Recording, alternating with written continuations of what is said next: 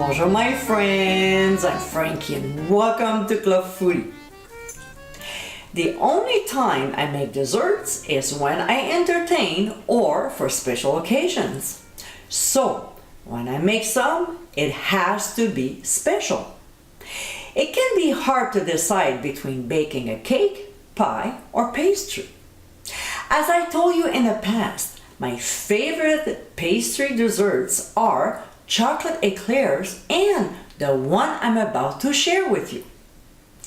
In today's episode, I'll show you how to make my Mille-Feuille. Oh my! This is incredibly scrumptious.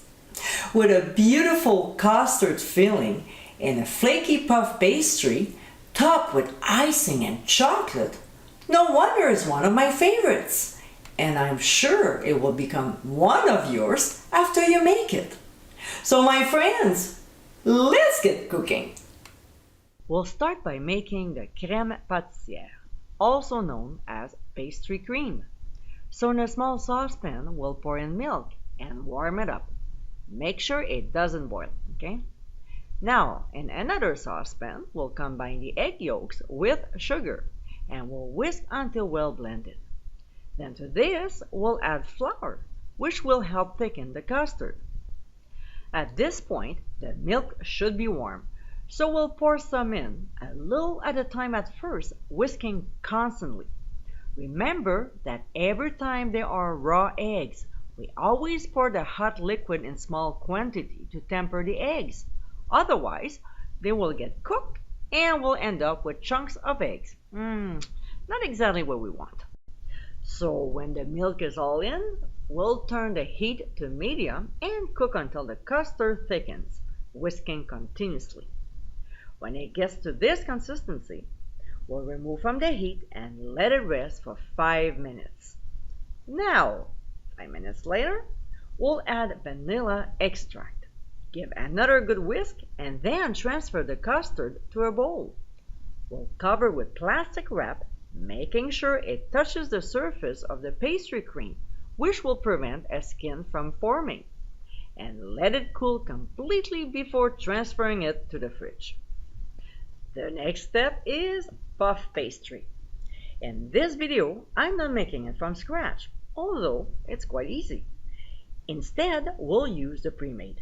So, we'll lightly flour our work surface and let the sheets thaw out according to the directions on the box.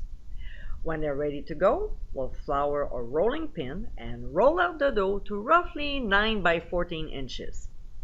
We'll transfer each dough on a baking sheet lined with a silicone mat or parchment paper. Then we'll prick the entire surface using a fork. If we don't do that, the mille-feuille will get pretty puffy. We'll also brush it with milk and finally sprinkle on a little sugar. We'll place a parchment paper or a silicone mat over, followed by a baking sheet, which helps keep the dough thin.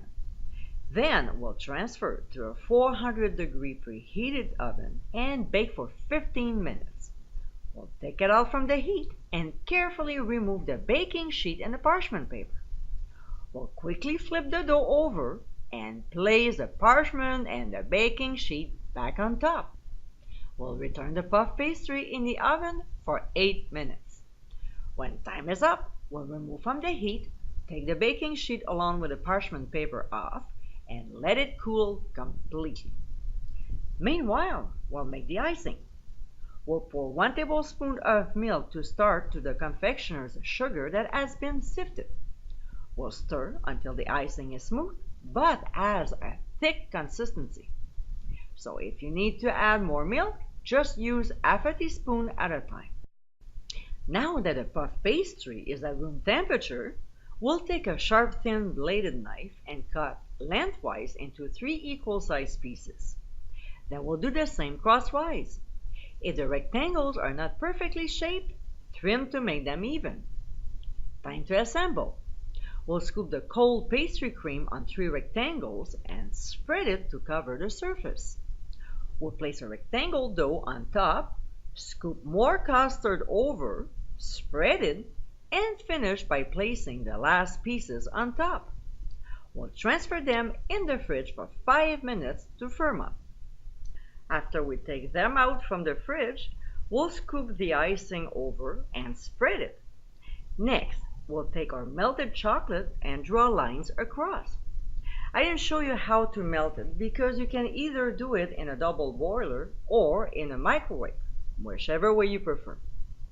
Then we'll take the back of a knife or a toothpick and slide in the opposite direction to form a marble pattern, just like this. We'll serve the mille-feuille chilled, and if there are any left, we'll keep them in the fridge. And my friends, this is our mille-feuille. Easy to make, this delectable French pastry is perfect to serve for special occasions.